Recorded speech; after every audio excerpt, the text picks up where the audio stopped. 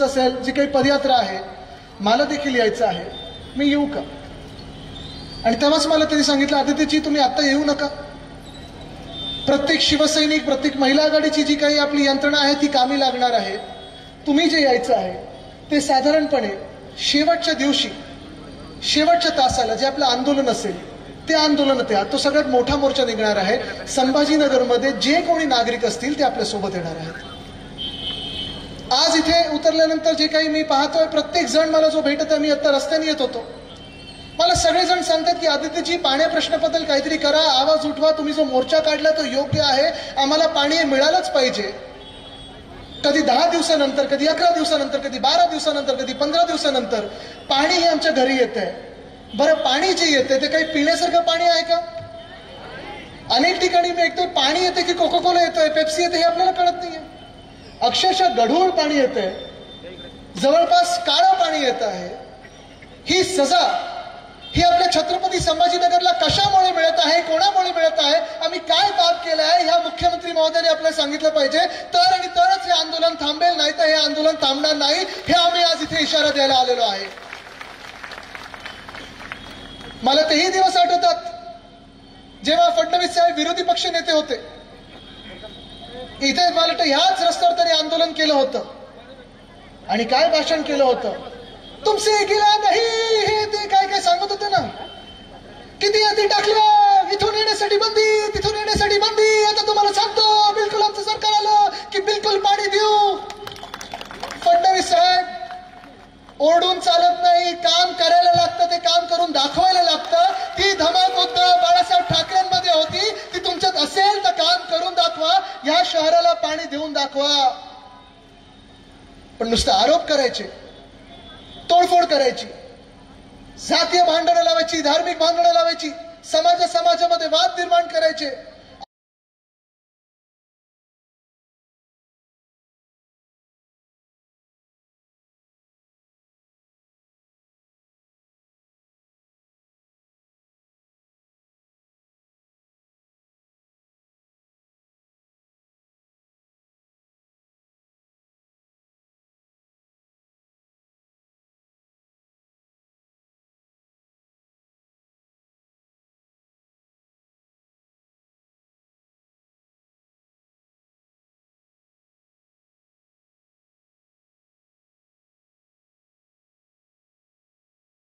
Pass क्या है, मी त्यांना सांगत आहे, मेरे पास महाराष्ट्र की जनता है, वो मेरे साथ है. पण आज मला आठवतं त्या दिवशी माझी जन आशीर्वाद यात्रा होती, इथूनच मी चाललेलो होतो आणि घनकचरा व्यवस्थापन आपण जेव्हा केलं होतं, विलगीकरण केंद्र होतं, तिथे मी चाललो होतो. तत्कालीन महापौर असतील आणि अनेक लोकांनी मला सांगितलं होतं, आदित्यजी जाऊ नका, दिवसभर तुम्ही तिथे गेलात तर तुमच्या कपड्यांना वास मारेल. आणि मी सांगितलं तर वासाची मला चिंता नाही, आपण ह्या शहरासाठी काय करत आहोत ते मला बघायचं आहे. मी तिथे जाऊन पाहणी केली होती, जी काही सुधारणा होती तिथे आपण केली होती. एसटीपीचा प्लांट असेल, सीबीएसई शाळा आणण्याचा प्रकल्प असेल, रस्त्यांसाठी देखील मला आठवतं जी परिस्थिती बिकट होती रस्त्यांची, कारण आपल्या महानगरपालिकेत फंड नव्हता. जीएसटी ज्यापासून देशात आलेला आहे, कुठच्याही महानगरपालिकेकडे तसा स्वतंत्र फंड नाही आहे. पण तेव्हा देखील आपल्या साहेबांचं, उद्धव साहेबांचं सरकार असताना या शहरासाठी शेकडो कोटी देऊन आपण रस्ते ठीक करण्याचं काम हाती घेतलं होतं. मला आठवतं तेव्हा म्युन्सिपल कमिशनर रस्तिक पांडे होते, ते, मी स्वतः, खैरेसाहेब आपण होतात, दानवेसाहेब आपण होतात. आपण रात्री 1 वाजता 1:30 वाजता या शहरात फेरफटका मारला होता की कामं कुठे चाललेली आहेत, काय दर्जाची कामं आहेत आणि कशी कामं होत आहेत. याला म्हणतात शहरावर प्रेम, जे मी माझ्या आजोबांकडून म्हणजे वंदनीय हिंदू सम्राट बाळासाहेब ठाकरेंकडून शिकलेलो आहे. नुसतं आरोप नाही केलेत, कामं केलेली आहेत. होय, मी मंत्री असताना अजंठा एलोरासाठी असेल 100 कोटी मी मंजूर करून दिले होते, कारण ह्या शहरामध्ये आपल्याला पर्यटन वाढवायचं होतं. पर्यटन नुसतं महाराष्ट्रातून नाही, नुसतं देशातून नाही, तर जगभरातून खेचून आणायचं होतं, कारण जगात छत्रपती संभाजीनगर नाव हे मला न्यायचं होतं.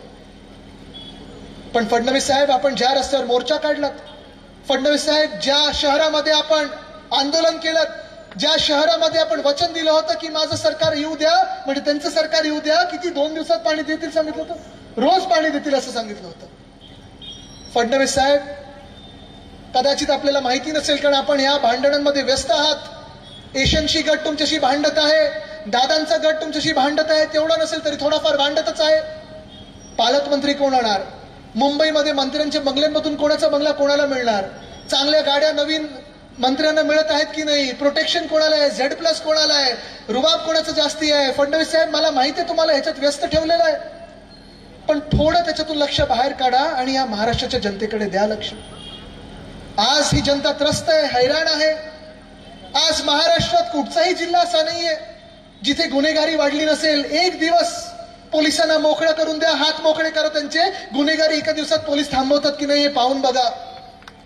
पण सगळे गुन्हेगार तुम्हाला तुमच्या पक्षात घ्यायचे, जे भ्रष्ट असतील भाजपामध्ये घ्यायचे, जे गुंड असतील भाजपामध्ये घ्यायचंय, वॉशिंग मशीन मध्ये टाकायचंय. का तर ह्यांची मदत घेऊन तुम्हाला लोकांवर दादागिरी करायची आणि निवडणुका जिंकायचं. फडणवीस साहेब, कधीतरी ह्या चक्रातून बाहेर पडा आणि जनतेची सेवा करा. फडणवीस साहेब, कदाचित तुम्ही किंवा भाजपमधलं कोणी बोललं होतं त्यावेळी की आमचं सरकार असताना जुम्मा टू जुम्मा पाणी येतं, आता काय डबल जुम्म्याने पाणी येतं. फडणवीस साहेब, कधीतरी धर्माचा चष्मा बाजूला ठेवा आणि माणसाला माणूस बघून बघा. जात पाहू नका, धर्म पाहू नका, माणसाला माणूस म्हणून. मी जेव्हा माणूस म्हणतो तेव्हा बाई आणि पुरुष दोन्ही, महिला पुरुष दोन्ही, माणुसकीच्या चष्म्यातून बघा. कदाचित नंबर वाढला असेल, डोळ्याचं तपासणी करून घ्या. पण आज ह्या महाराष्ट्रात जातपात धर्म न पाहता महाराष्ट्र हैराण आहे. तो ह्याच कारणामुळे आहे की तुमचं सरकार आमच्या राज्याकडे लक्ष देत नाहीये. काय काय वचनं दिली होती तुम्ही. इथे महिला खूप मोठ्या संख्येत बसल्यात. कदाचित काही महिलांनी लाडकी बहीण योजनेला मतदान केलं असेल, त्या पिंक जॅकेटला मतदान केलं असेल, फडणवीस साहेबांना मतदान केलं असेल. का तर तुम्हाला वाटलं होतं की 1500चं 2100 करून मिळेल. सरकार बसलंय, बहुमताचं सरकार आहे.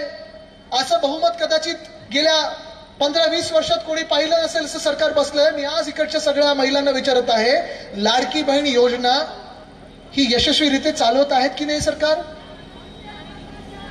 काय चालवत आहेत ते? जगभरात सांगतात आम्ही चालवत आहेत. 33 देशांनी नोंद घेतली हो. 2100 तर झाले ना. काय सांगते तुम्ही? खोटं बोलू नका ताई. 2100 झाले. ज्योतिताई काय सांगतात? ते खोटं बोलतात की खरं बोलतात? अहो, मला तर सांगितलं होतं 2100 रुपये झाले. किती मिळतात? 500. जी महिलांची यादी होती आधी ती पण कमी केली. लाखोच्या संख्येने महिला कमी केलेल्या आहेत. लाडक्या बहिणींनी आता विचार करायचा आहे की हे जे 3 म्हणजे 1 मुख्यमंत्री आणि 2 उपमुख्यमंत्री राखी बांधायला इथे येतात ना सगळे, त्या राख्यांचं झालं काय? राख रांगोळी केली ह्या महाराष्ट्राची. राखी बांधून महिलांची राख रांगोळी करणारे हे पहिले असे भाऊ असतील. खोटं बोलणारे हे पहिले भाऊ असतील. महिलांना संरक्षण न देणारे हे पहिले भाऊ असतील. हे नक्की भाऊ आहेत की भाऊ खाणारे आहेत? भाव खाणारे तर तुम्ही विचार करायचा आहे. पण परिस्थिती अशी झालेली आहे.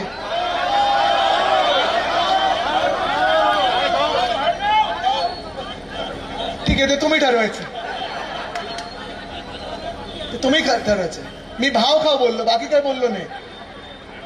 पण आज दुर्दैवानी परिस्थिती ही झालेली आहे की संपूर्ण महाराष्ट्रामध्ये महिलांचे हाल असे झाले, ज्यांनी विश्वास ठेवला या भावांवर की होय मला 2100 करून मिळतील, ते तर झालंच नाही. 500 होत आहेत.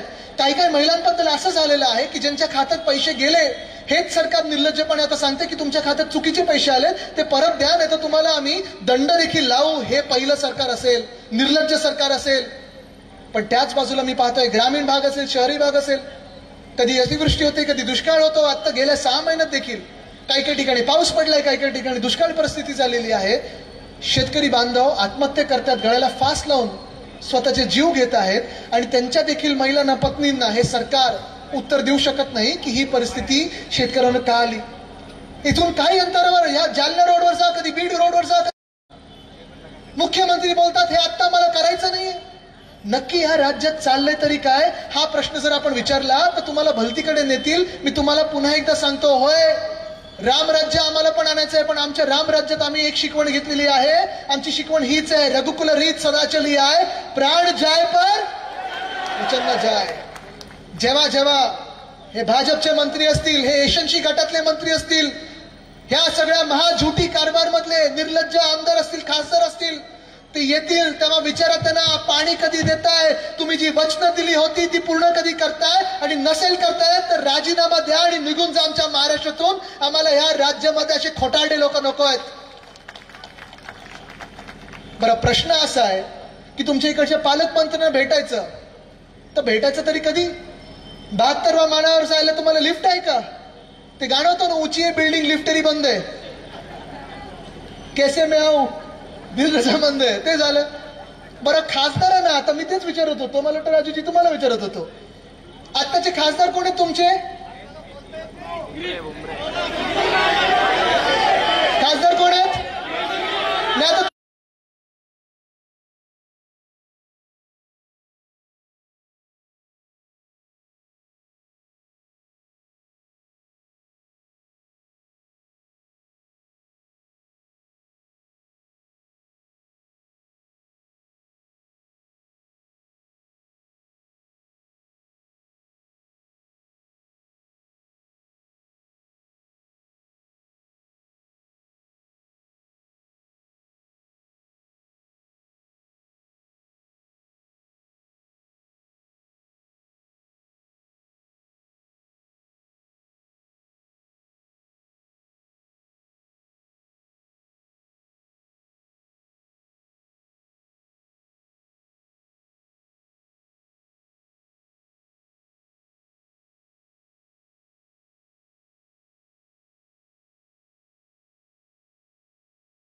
हे शहर फार महत्वाचं आहे. हेच शहर म्हणजे छत्रपती संभाजीनगर ऐतिहासिक आहे, पर्यटनासाठी महत्वाचं आहे, उद्योगासाठी महत्वाचं आहे. सुभाष देसाई साहेब जेव्हा उद्योग मंत्री होते, पालकमंत्री होते, तेव्हा इथेच बाजूला काही किलोमीटरच्या अंतरावर ऑरिक सिटी बांधली आहे. जगभरात आम्ही जेव्हा मंत्री म्हणून जायचो तेव्हा अभिमानाने सांगायचो, जर महाराष्ट्रात कुठे यायचं असेल तर ह्या ऑरिक सिटीमध्ये या, छत्रपती संभाजीनगर मध्ये या. आमचे पाणी नसेल तर तुमचा धर्म नसेल तर समाज नसेल तर जात, ह्याच्यातच आपल्याला व्यस्त ठेवलेला आहे. कारण हे जे पैसे खात आहेत हे तुम्ही पाहू नाहीत, बघू नाहीत, म्हणून आपल्या डोळ्यावर झापड लावलेली आहे. आज तुम्ही मला उत्तर द्यायचे आहे, जेव्हा आपण हा मोर्चा गेले 11 वर्ष केंद्रात सरकारमध्ये आहे, हीच भाजपा आपले 2.5 वर्षाचा काळ आणि त्याच्यात देखील कोविडचा काळ बाजूला ठेवला तर 10 वर्ष या महाराष्ट्रात सरकारमध्ये आहे. हीच भाजपा निर्लज्जपणे आपल्या सोबत महानगरपालिकेमध्ये होती आणि हीच भाजपा आपल्या सोबत गेले 25 वर्ष जेव्हा यांची एकाती सरकार नव्हतं तेव्हा सरकार आणि त्याचे राज्य सरकारचे जे काही फायदे होते ते उचलायला आपल्या सोबत होती. आज आपल्या अंगावर येते. तुम्ही विचार करा, आपल्या महाराष्ट्राबद्दल या भाजपच्या मनात राग केवढा आहे. एक शहर आहे छत्रपती संभाजीनगर, एक शहर आहे, त्या शहराला पाणी पुरवठा का नाही होऊ शकत? 3 दिवस आड असेल, 2 दिवस आड असेल. या महाराष्ट्रामध्ये दुष्काळाची जी परिस्थिती उद्भवलेली आहे, ग्रामीण भागात जसं दुष्काळ जाहीर होतो तसं एक तर ह्या शहरामध्ये दुष्काळ जाहीर करा, नाहीतर लबाडो. पालिका आयुक्त देखील काय करणार? ठीक आहे, आम्ही निवेदन देऊ, आम्हाला सांगतील लवकरात लवकर आम्ही हा प्रश्न मार्गी लावू. पण आज मी जनतेला विनंती करत आहे, मी जसं नेहमी सांगतो की तुर्तास इथे थांबतो, असं थांबणार नाहीये. कारण हा प्रश्न जोपर्यंत आपण मार्गी लावत नाही तोपर्यंत आपण थांबायचं नाही. आज आपल्याला पक्क ठरवायचं. तयार आहात? तयार आहात? तयार असाल तर मला वज्रमुठ करून दाखवा की तयार आहोत आम्ही. ही ताकद आहे, ही ताकद येणारा प्रत्येक लबाड जो असेल या सरकारमधला त्याला ताकद दाखवल्याशिवाय थांबणार नाही. धन्यवाद. जय हिंद.